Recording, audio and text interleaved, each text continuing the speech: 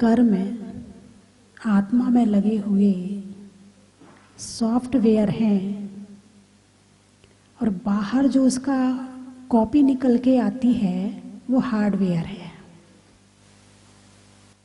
बाहर जो कुछ दिख रहा है वो हार्डवेयर है। ये आजकल की वैज्ञानिक भाषा में है, ठीक है ना।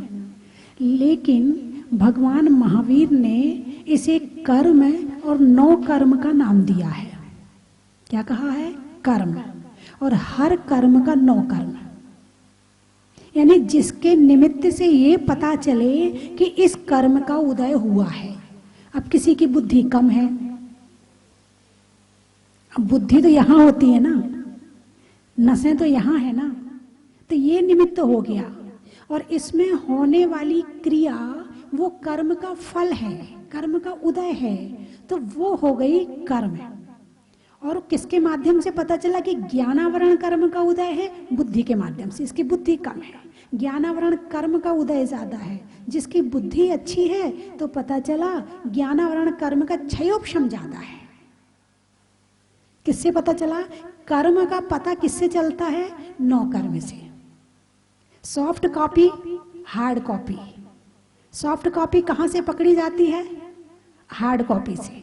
सॉफ्ट कॉपी को आप पकड़ नहीं सकते हो, ऐसे कर्मों को नहीं पकड़ सकते हो।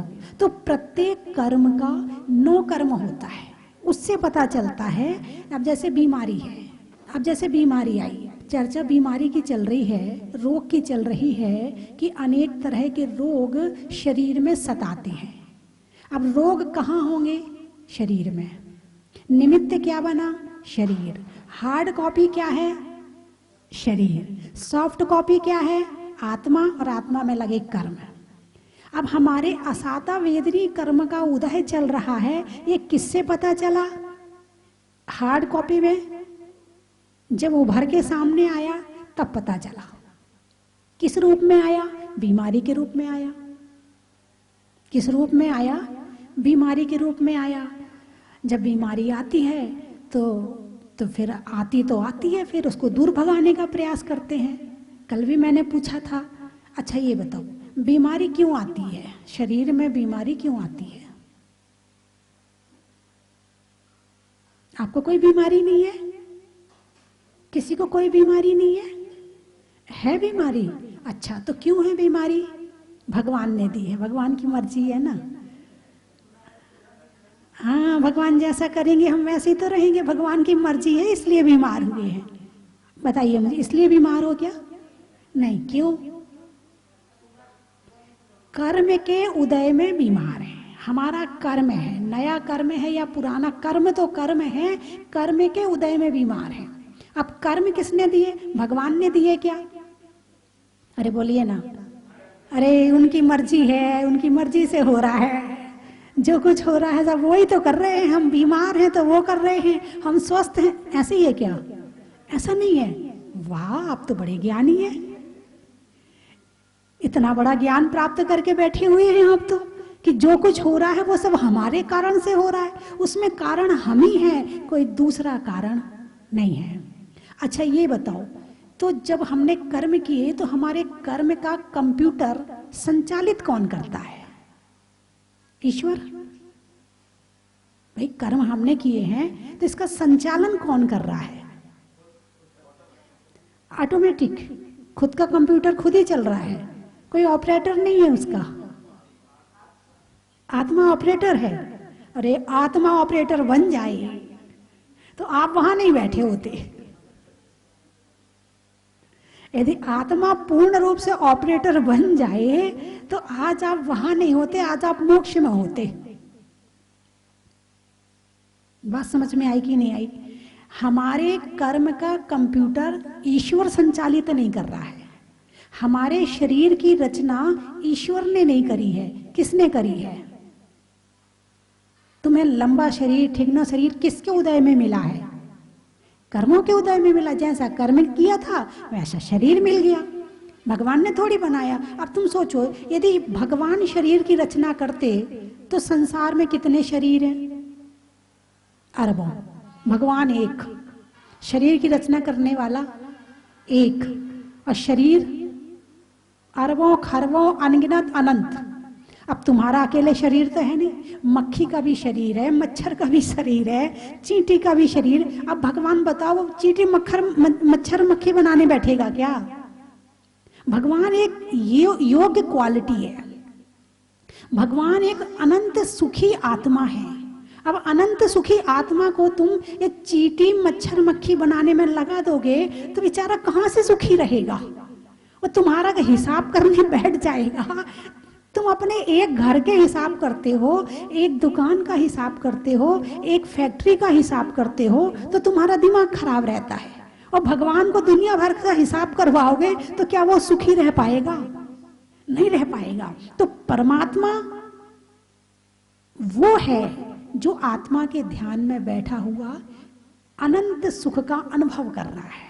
वो है परमात्मा जो शरीर रहित है, जो केवल ज्ञान सहित है, अनंत शक्ति सहित है, जो दूसरे का नहीं खुद के ध्यान में और खुद का आनंद ले रहा, वो परमात्मा है। ठीक है। अब फिर जब भगवान ने नहीं किया तो फिर ये सारा संसार कौन चला रहा है? इसका ऑपरेटर कौन है? हर जीव का अपना पर्सनल कंप्यूटर, हर जीव का।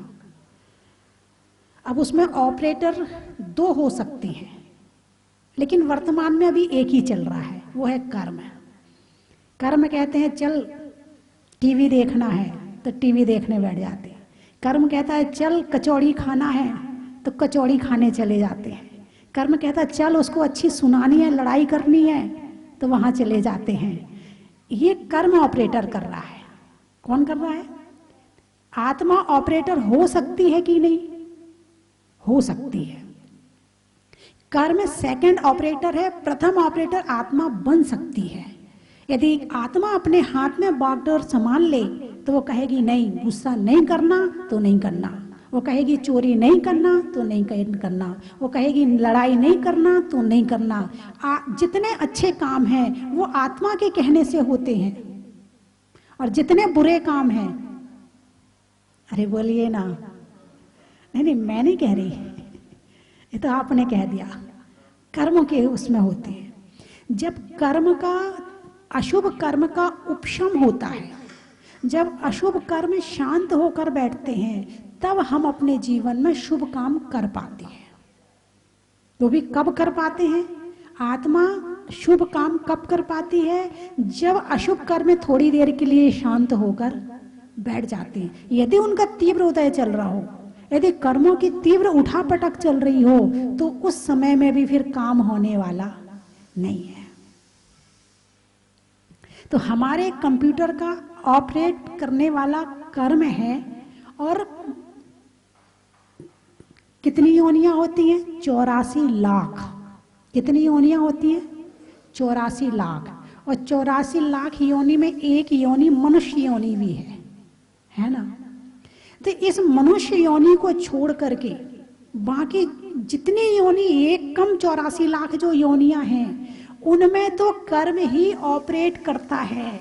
कोई दूसरा आत्मा भी नहीं कर सकती है। नरक में आत्मा की नहीं चलती है, स्वर्ग में आत्मा की भी चलाएं, जो पुण्यवान सम्यक दृष्टि जीव होते हैं उनकी तो चल जाती है, बाकी किसी और की नहीं चलती है। त्रियंच गति में भी कर्मों की चलती है, वहां भी आत्मा की नहीं चलती है। लेकिन मनुष्य गति ऐसी गति है कि जहां पर इस कंप्यूटर का संचालन हम अपने हाथ में लेकर अपने हिसाब से चला के अपनी आत्मा का कल्याण कर सकते हैं। मेरी बात आपकी समझ में आई? अरे बोलिए ना। हाँ कहना, आप दिन भर कंप्यूटर ही चलाते हैं इसलिए जल्दी समझ में आ गए हैं। तो कर्म हो गई सॉफ्ट कॉपी और 9 कर्म, हाँ, और 9 कर्म हो गई हार्ड कॉपी। तो प्रतिक्रिया कहाँ काम होता है? कर्म का, और नजर आता है हार्ड में। बात समझ में आई कि नहीं आई? काम होता है कर्म का। बिना 9 कर्म के कर्म अपना फल कहाँ देगा? अब सामने वाले ने तुम पर गुस्सा किया, कर्म का उदय तुम्हारा था, सामने वाला निमित्त बना। चोट हमें लगनी थी केले का छिलका निमित्त बना, चोट हमें लगनी थी, मार्बल का फर्श निमित्त बना। बात समझ में आई कि नहीं आई? तो कर्म नजर कहाँ आता है? 9 कर्म के ऊपर। सॉफ्ट कर्म, हालांकि आपके कंप्यूटर में चित्र नजर आते हैं, मगर कर्म के चित्र नजर नहीं आते, वो तो सीधे हार्ड में ही नजर आते हैं। आपको कैसा परिवार मिलना है, कैसा घर मिलना है, कैसी पत्नी मिलनी है, कैसी माँ मिलनी है, कैसा पड़ोसी मिलना है, कैसी समाज मिलनी है, कैसा गांव मिलना है, ये आपके हाथ में नहीं है। पत्नी का चुनाव तो करते हो, लेकिन चुनाव भी कर्म करवा रहा है, तुम नहीं करवा रहे। आने वाले समय में तुम्हारे कितने कितने कर्मों का फल तुम्हें भोगना है, वैसी पत्नी आएगी। बात समझ में आई कि नहीं आई? पत्नी हार्ड कॉपी है, सॉफ्ट कॉपी तो तुम्हारी काम कर रही है। तुम्हारा बच्चा कैसा होना है ये भी तुम्हारे हाथ में नहीं है, वो हार्ड कॉपी है तुम्हारे कर्म की। तुम्हारा आज्ञाकारी होगा कि नहीं होगा, तुम्हारा सारा पुण्य पाप का खेल है। आप सब जानते हैं सारा पुण्य पाप का खेल है। तो ये सारी चीजें, सारी व्यवस्था सब कर्म पर आश्रित है। यहाँ कोई किसी का संचालन नहीं कर सकता। मैं भी आपको प्रवचन दे रही हूँ, मैं आपको प्रवचन दे सकती हूँ, शास्त्र की बात बता सकती हूँ, लेकिन सुनना और सुनकर परिवर्तन लाना ये तुम्हारा कंप्यूटर, तुम्हें ही काम करना पड़ेगा, ये मैं नहीं कर सकती हूँ। मैं तो केवल रास्ता दिखा सकती हूँ, लेकिन ऑपरेट तो तुम्हें ही करना पड़ेगा। हाँ सही बात है, आज से मैं ऐसा नहीं करूँगा, आज से मैं ऐसा करूँगा, ये ऑपरेट तो आपको ही करना पड़ेगा। बंधुओं, बात चल रही है बीमारी की, रोग परिसह की, बीमारी सहन करने की, कि हमारे साधु रोग परिसह सहन करते हैं। कौन सा परिसह? रोग परिसह, है ना। और श्रावक को बीमारियां होती कि नहीं होती? साधु को तो होती हैं, क्योंकि वो उनके हाथ में एक कर्म का उदय है। उनको जो बीमारी होती है वो कर्म के उदय में बीमारी होती है, और श्रावक की जो ज्यादातर बीमारियां होती है वो उसके खुद के द्वारा पैदा की गई होती है। बात समझ में आई कि नहीं आई? अरे बोलिए ना। है, अभी आपको गिनाऊंगी मैं कि आप अपने आप कितनी बीमारियां पैदा करते हैं। अभी गिनाऊंगी, रुक जाओ।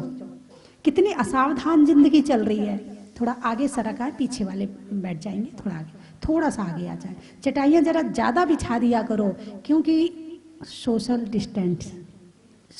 साधु की बीमारी होती है कर्म के उदय में। क्या? साधु को बीमारी होती है कर्म के उदय में, लेकिन श्रावक की ज़्यादातर बीमारियां खुद के द्वारा पैदा की गई होती हैं। अब जैसे भोजन एक चीज है, अब भोजन बीमारी का कारण है या स्वास्थ्य का कारण है? बताइए मुझे। अरे बोलिए ना। जीवन देने का कारण है या जीवन लेने का कारण है? दुख का कारण है या सुख का कारण है? आप बड़े समझदार हो गए जल्दी से मेरी बात सुन के। अब साधु जैसे आप चलते हैं तो आपकी चप्पल घिस जाती है ना, और साधु बिना चप्पल के चलते हैं तो क्या उनकी पैर की चमड़ी नहीं घिसती होगी? घिसती है। तो वो भी जहां जितनी होनी है उतनी आकर के रुक जाती है। ऐसे ही दांत भी बढ़ते हैं, सारी जिंदगी बढ़ते हैं। अब आप किसी चीज को घिसो तो घिसते घिसते छोटे तो होंगे ना, लेकिन आपके दांत छोटे होते ही नहीं है। भाई क्यों नहीं हो रहे हैं? क्या कारण है? आप दांत से इतना चबाते हो, आपकी जो चक्की है, आपके घर में होगी ना चक्की, तो चक्की में आटा पिसता है, तो चक्की के पार्ट घिस जाते कि नहीं घिस जाते? घिसते हैं ना। और ये दांत दिन भर चबाते हैं, तो क्या ये नहीं घिसते होंगे? अरे बोलिए ना, घिसते होंगे, लेकिन बढ़ते हैं। आपको पता नहीं चलता है शरीर की हर व्यवस्था कौन संचालित कर रहा है, कौन इन दांतों को बढ़ा रहा है, कौन इन नाखूनों को बढ़ा रहा है, कौन इन बालों को बढ़ा रहा है। ये है आहार वर्गणा। क्या है ये? आहार वर्गणा। आहार वर्गणा के माध्यम से शरीर की जहां भी जितनी आवश्यकता होती है वो सारी पूर्ति हो जाती है। मनुष्य के अंदर ताकत ही नहीं है कि वो पूरा कर दे उसको। अब आपने पेट में भोजन डाल दिया, पचाया किसने? अरे बोलिए ना। इस शरीर में जो भोजन डाला है, इसका खून किसने बनाया? इसमें इसकी हड्डियां किसने बनाई? इसमें रस किसने बनाया? इसमें इस शरीर की ऊर्जा किसने बनाई? किसने बनाई? आपने बनाई? किसी डॉक्टर ने बनाई? नहीं बनाई। किसने बनाई? कर्म ने बनाई। किसने बनाई? कर्म ने बनाई। आपको चोट लग जाती है, आप वहां दवाई लगाते हो, तो दवाई ने ठीक किया या कर्म ने ठीक किया? घाव किसने भरा? क्या यदि आप दवाई नहीं लगाते तो क्या वो घाव नहीं भरता? पशु पक्षियों को दवाई लगाने नहीं मिलती है और उन्हें भी चोट लगती है, तो क्या उनके घाव नहीं भरते? भरते। कौन भरता है ये घाव? कर्म भरते हैं ये घाव। लेकिन कर्म अपना फल कब देता है? सबसे बड़ी व्यवस्था आप समझो, यदि इस व्यवस्था को समझ लिया आपने, आप बहुत सारी चीजों से बच जाएंगे। कर्म अपना फल कब देता है? जब तक द्रव्य उस कर्म के अनुकूल, उस कर्म के हिसाब का द्रव्य, क्षेत्र, काल, भाव नहीं मिल जाते हैं, तब तक कर्म अपना फल दे नहीं सकता है। कर्म की ताकत ही नहीं है कि वो अपना फल दे दे। अब आप यहां बैठे हैं तो आपके क्या ज्ञानावरण, दर्शनावरण, मोहिनी का कर्म का उदय नहीं चल रहा है? सारे कर्मों का उदय आ रहा है, सारे निषेध झर रहे इस समय पर, अशुभ के भी झर रहे हैं और यहां बैठे हो तो शुभ के भी झर रहे हैं। तो जो अशुभ के कर्म के निमित्त हैं, अभी आपको उसके उदय के योग्य द्रव्य, क्षेत्र, काल और भाव नहीं मिल रहा है, इसीलिए वो कर्म अपना बिना फल दिए जा रहा है। बात समझ में आई कि नहीं आई? कर्म कांड में इसे स्तवक संक्रमण कहा है कि अशुभ कर्म भी शुभ के रूप में होकर के निकल रहा है। क्या कहा? अशुभ कर्म भी शुभ के रूप में होकर के निकल रहा है। क्यों? आप शुभ द्रव्य में बैठे हैं, शुभ क्षेत्र में बैठे हैं, शुभ भाव में बैठे हैं, इसीलिए आपका अशुभ कर्म भी शुभ रूप में होकर के निकल रहा है। और यही आप घर में होते तो क्या कर रहे होते? टीवी देख रहे होते, न्यूज सुन रहे होते हैं, किसी से बातचीत कर रहे होते, गुस्सा आ जाता तो लड़ाई झगड़ा कर रहे होते, नाश्ता कर रहे होते, चाय पी रहे होते वहां। और लड़ाई झगड़े कर्म का उदय आने वाला था और वो आ भी गया, क्योंकि निमित्त सामने मिल गया तो उसने अपना फल दे दिया, क्योंकि आप ऐसे द्रव्य में थे, ऐसे क्षेत्र में थे, ऐसे काल में थे और ऐसे भाव में थे। तो इसीलिए जितना आप अशुभ द्रव्य, क्षेत्र, काल और भाव से बच सके तो आपका कर्म उतना फल देने वाला फिर नहीं है। अब आप यहां बैठे हैं, अब फिल्मी गीत मन में आ रहे क्या? नहीं आ रहे। हीरो हीरोइन मन में आ रही क्या? नहीं आ रही। अभी टीवी देखने बैठो, जैसा द्रव्य वैसे ही क्षेत्र, वैसे ही काल और वैसे ही भाव हो जाएंगे। होगा कि नहीं होगा? आप किसी टॉकीज हॉल में चले जाओ, वहां क्या होगा? वहां सोचो नमोकार मंत्र की जाप कर लें, वहां पे हम भजन गा लें, वो द्रव्य नहीं है, वो क्षेत्र नहीं है, वो काल नहीं है और वो भाव नहीं है। तो कर्म वहां पर शुभ का उदय भी अशुभ के रूप में आएगा। एक बात और सुन लो, यदि अशुभ द्रव्य, क्षेत्र, काल, भाव में बैठे हैं तो शुभ भी अशुभ बन के आ जाएगा, और यदि शुद्ध क्षेत्र काल भाव में बैठे हैं तो अशुभ भी शुभ बन के आएगा। ये द्रव्य, क्षेत्र, काल, भाव का प्रभाव है। इसीलिए तीर्थ यात्रा बताई है, इसीलिए मंदिर जाना बताया है, इसलिए मंदिर में 2-4 घंटे बैठ करके स्वाध्याय, प्रतिक्रमण, माला, जाप आदि बताई है कि कम से कम अशुभ क्षेत्र से निकल के शुभ क्षेत्र में आओ। शुभ क्षेत्र में आओगे तो कम से कम अशुभ भाव थोड़ी देर के लिए रुक जाएंगे। इसीलिए अभिषेक बताया है, ऐसा नहीं कि घर में रहकर नहीं, आपके शुभ क्षेत्र का निमित्त, शुभ भाव का निमित्त टीवी है ना, वो दोनों का निमित्त है, अशुभ का भी है और शुभ का भी है। अब तुम अंदर से उसे क्या ऑपरेट करते हो, तुम्हारा कर्म क्या ऑपरेट करवाता है, अब वो तुम्हारे ऊपर है। अब तुम्हारे मोबाइल में आत्मा के भजन भी है, हैं, भगवान के भजन भी हैं और प्रवचन भी हैं, समय सार के प्रवचन हैं, तत्वार्थ सूत्र के प्रवचन हैं, मेरे भी प्रवचन हैं और मुनिराजों के भी प्रवचन हैं, उसमें तीर्थ यात्राएं भी हैं और उसमें वो दूसरे वाले जो अशुभ के निमित्त हैं वो भी हैं। अब तुम ये मोबाइल तुम्हें पुण्य और पाप दोनों करवाने में समर्थ है, अब तुम उसको क्या प्रयोग करते हो ये तुम्हारे ऊपर है। कर्म का 9 कर्म है। अब ये मोबाइल भी 9 कर्म हो गया, क्या हो गया? 9 कर्म हो गया।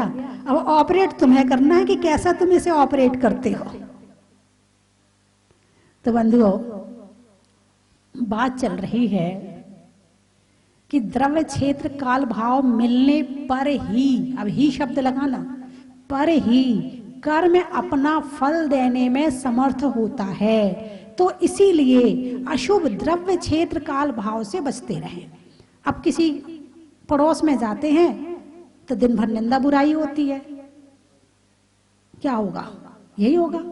जिसके पास जो, जिसकी दुकान में जो माल होगा, अरे बोलिए ना, जिसकी दुकान में जो माल होगा वही तो देगा। अब किसी तुम पड़ोसन के यहाँ जाओ तो निंदा बुराई मिलेगी, दूसरी पड़ोसन के यहाँ जाओ तो भजन मिलेंगे, तीसरी पड़ोसन के यहाँ जाओ तो शास्त्र स्वाध्याय मिलेगा, और पड़ोसन के यहाँ जाओ तो खाने पीने की बातें मिलेंगी। अब ये सारी 9 कर्म हैं, सारी तुम्हारी पड़ोसन क्या है?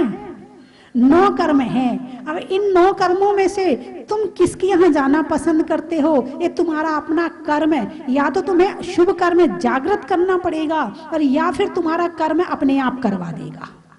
दोनों बातें हैं।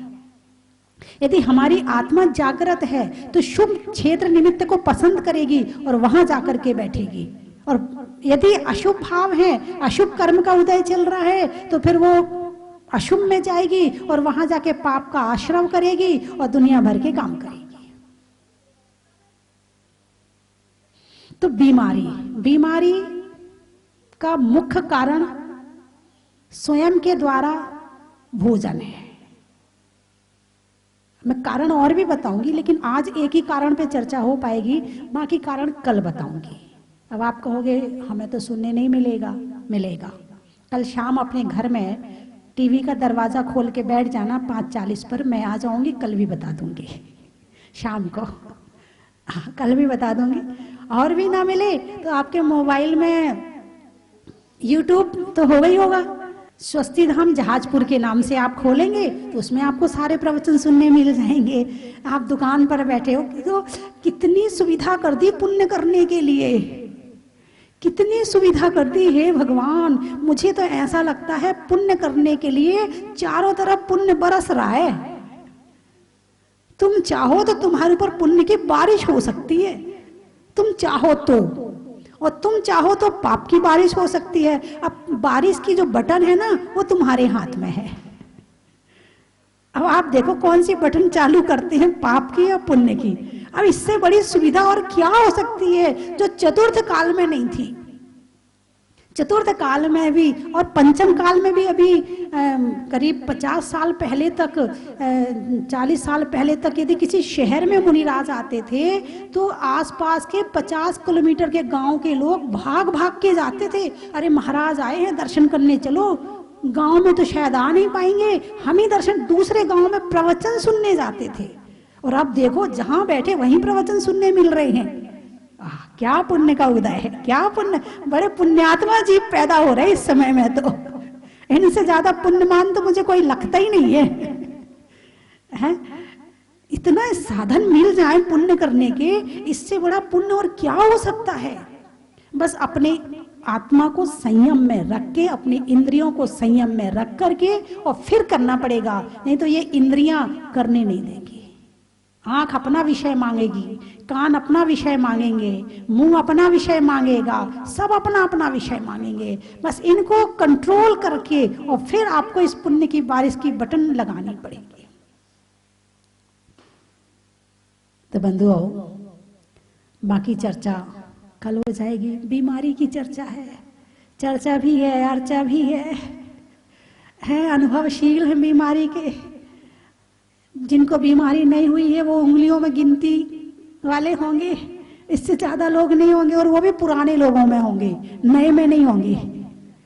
नए वाले तो कोई ना कोई दवाई खा ही रहे होंगे, और कोई दवाई नहीं खाए तो पतले होने की दवाई खाएंगे, और कोई दवाई नहीं खाए तो मोटे होने की दवाई खाएंगे।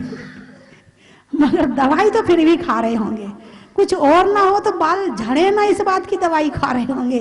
बीमारी ना हो तो बीमारी लाने वाली दवाई खा रहे होंगे, लेकिन दवाई जरूर खा रहे होंगे। सबका दवाई का डब्बा साथ में चलता है। तो बीमारी क्यों होती है, इस पर चर्चा अभी शुरू हुई है, अभी समाप्त नहीं हुई, आज अभी शुरू हुई है। आप प्रत्येक कारण को बड़े ध्यान से सुनना कि बीमारी आखिर होती क्यों है, क्या कारण है। एक कारण तो बता दिया कि कर्म है, लेकिन क्या कर्म के अलावा और कोई कारण नहीं है? बहुत सारे कारण हैं जिनकी चर्चा हम कल करेंगे। चलने में पाथ का, मित्रों में साथ का, तीर्थंकरों में मुनि सुब्रत नाथ का, पंखा में झलने का, बच्चों में पलने का, भगवान की जमीन से निकलने का, पानी में खोलने का, बनिया में तौलने का, आपके जोर से बोलने का, हिंदी में मात्रा का, स्कूल में छात्रा का, आज आपकी जहाजपुर की यात्रा का, अनाज में दाने का, इनाम में पाने का, और आज आपके जहाजपुर आने का, बड़ा ही गाने में सुर का, नृत्य में नूपुर का, और आने वालों में उदयपुर का, बड़ा रुई में पौनी का, रुई में पौनी का, और दिल्ली के पास लोनी का, और आने वालों में खांदू कॉलोनी का, बड़ा ही महत्व है। मंत्र में बदबद का, होने में गदगद का, और आने वालों में धरियावत का, बड़ा ही महत्व है। नावा, अच्छा, मिठाइयों में मावा का, नहीं करने में दावा का, और आने वालों में नावा का, बड़ा ही महत्व है। चाक्षु, अच्छा, नाम में वासु का, बहू के लिए सासू का, और आने वालों में चाक्षु का, बड़ा ही महत्व है। घाटोल, सड़क में टोल का, धरती में गोल का, और आने वालों में घाटोल का, बड़ा ही महत्व है। नदी में नाव का, शरीर में पांव का, और आने वालों में खाते गांव का, बड़ा ही महत्व है। आम की बोर का, अंगली में पोर का, और आने वालों में इंदौर का, बड़ा ही महत्व है। रसोई में आटा का, बच्चों में टाटा का, और आने वालों में कोटा का, बड़ा ही महत्व है।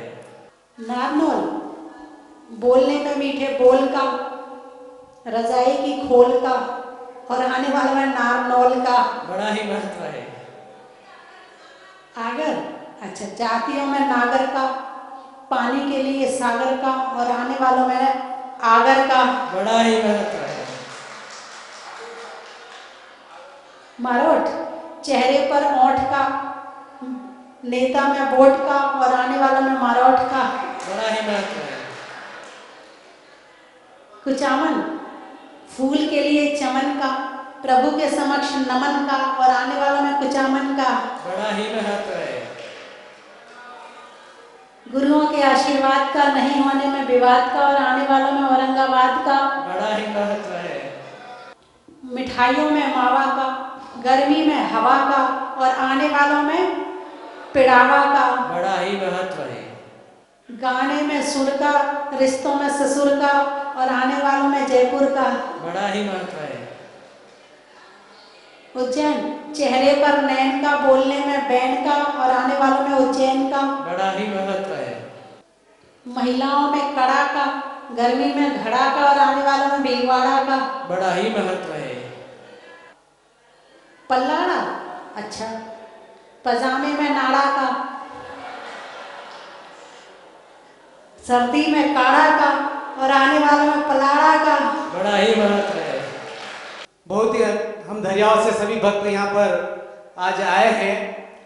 जहाजपुर 2 बार 3 बार पहले आने का अवसर मिला था, लेकिन जब आज यहाँ पर हमारा आने का अवसर मिला, बहुत ही अच्छी तरह से इस मंदिर, विशाल मंदिर का निर्माण यहाँ पर हुआ है माता जी के चरणों में। और मैं ये कहना चाहूँगा कि जितना भी जो पैसा यहाँ पर इकट्ठा हो रहा है माता जी के श्री चरणों में, उसका विशाल एक मंदिर यहाँ पर निर्माण हुआ है।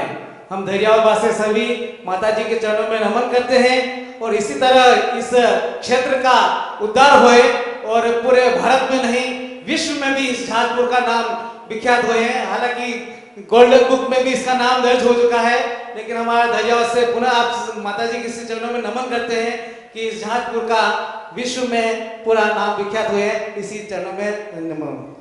महाराष्ट्र से आया हूँ मैं। कितने लोग आए वो भी बता दो। हम 8 लोग आए हैं और 2 बच्चे हैं। मैं तकरीबन यहाँ 5-6 साल से आ रहा हूँ और मैं यहाँ आने के बाद मैंने ऐसा फील करता हूँ कि बता नहीं सकता शब्दों में।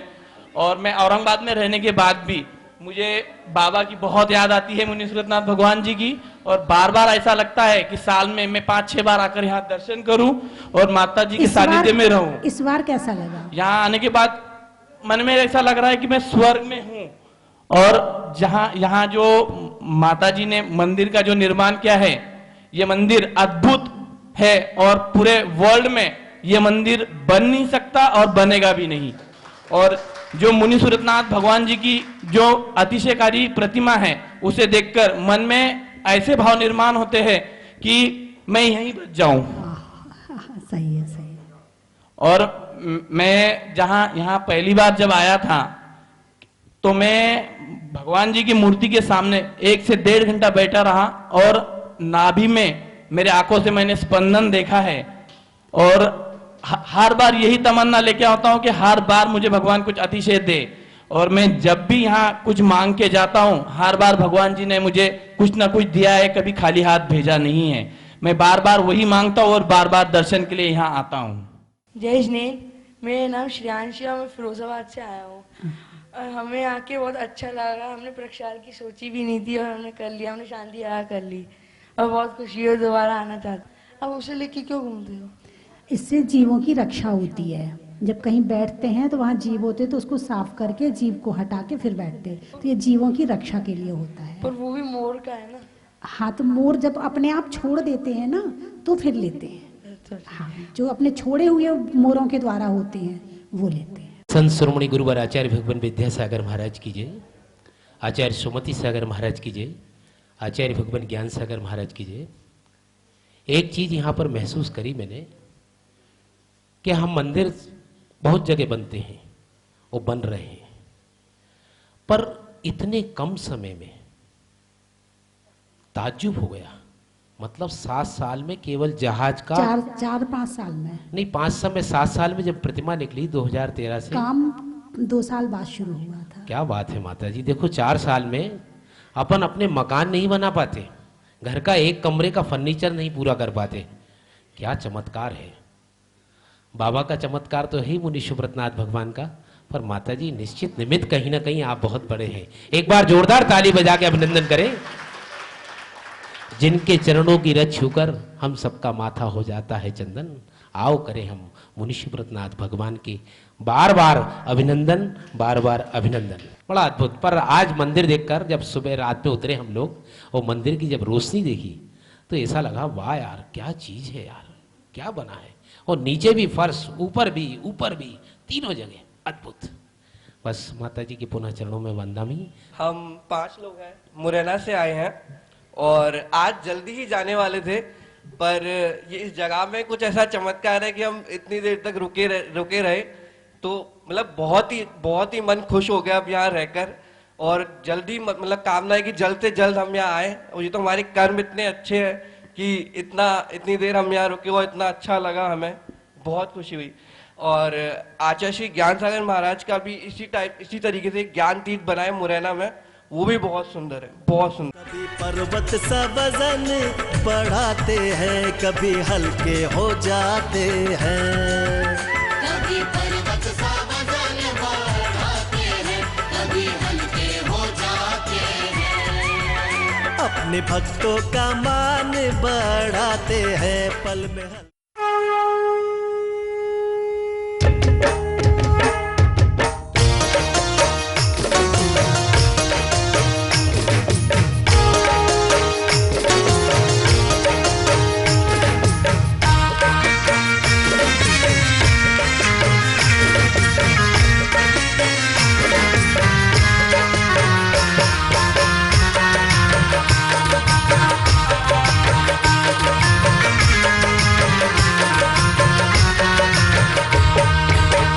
कंचन की थाल को सजाओ रे आज, रत्नों की थाल को भर लाओ रे आज। आओ आओ करे रे गुणगान आरती भगवन की, आओ आओ करे गुणगान आरती भगवन की। आओ आओ करे रे गुणगान आरती भगवन की।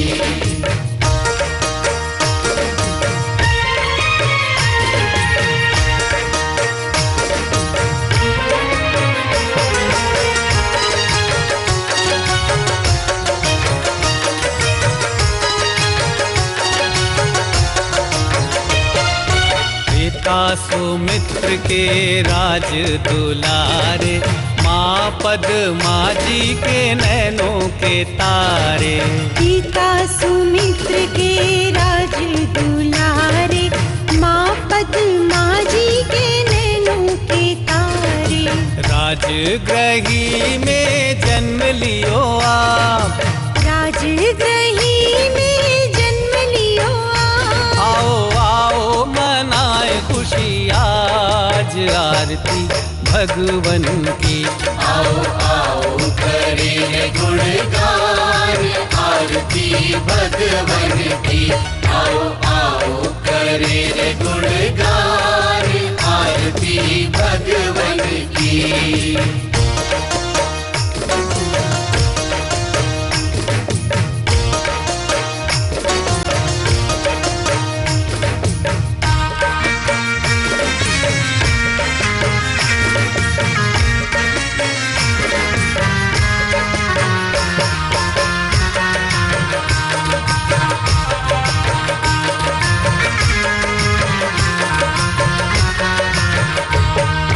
घी कपूर बाती से ज्योति को जला के